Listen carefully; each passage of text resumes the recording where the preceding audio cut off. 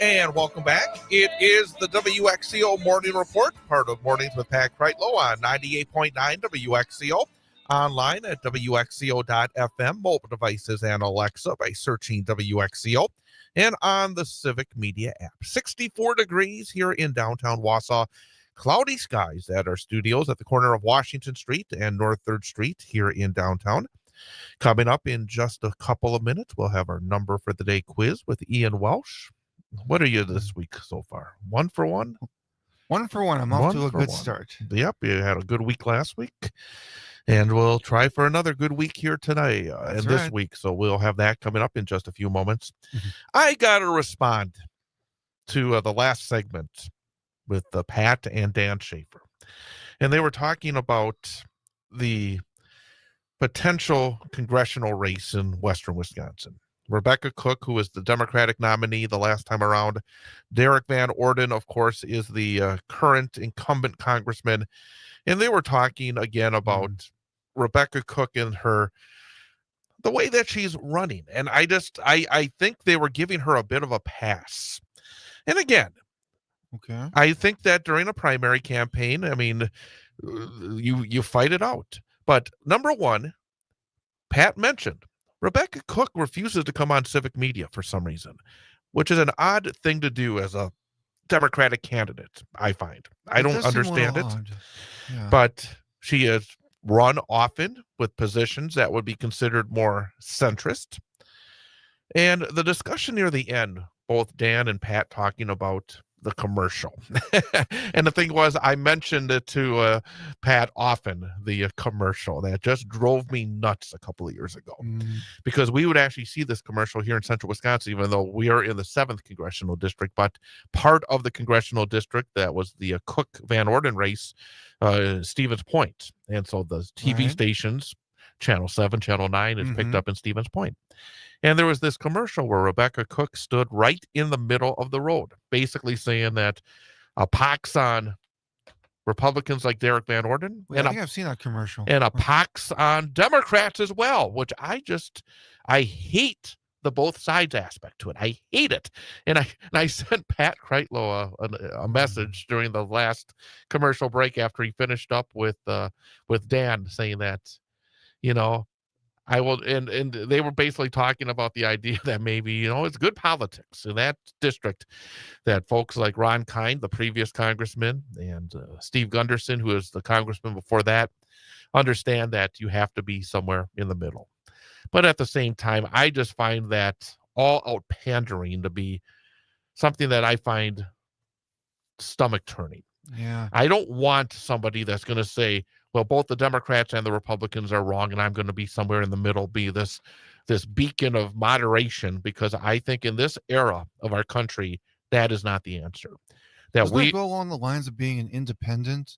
Yes. Like you're not Republican, you're not Democrat, you're, like you said, you're a center, you're trying to be in the middle, so you're trying to see both sides? Yeah, which is fine. I know in a sense, but at the same time, I think that we're not in an era where both sides are wrong.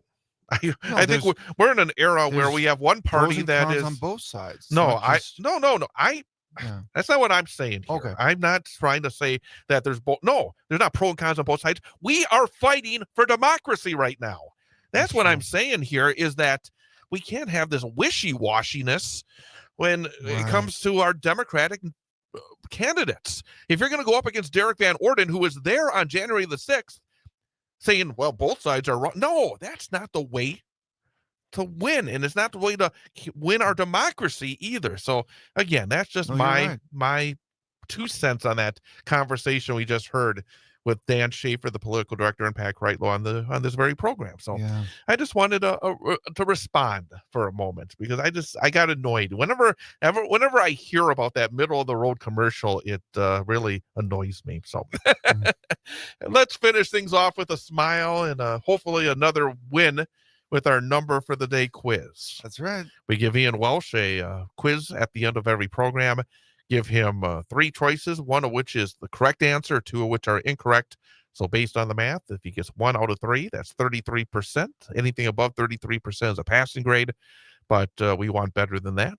3 out of 5 is a winning week because that's more right than wrong. Mm-hmm. 4 out of 5 right would be an A grade, and 5 out of 5 is a gold star perfect week.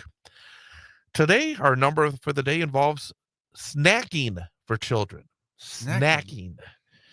Something I'm guilty of as well. A study recently for children aged between 4 and 11 discovered how many snacks children in that age group enjoy each and every day. Okay. So, how many snacks per week?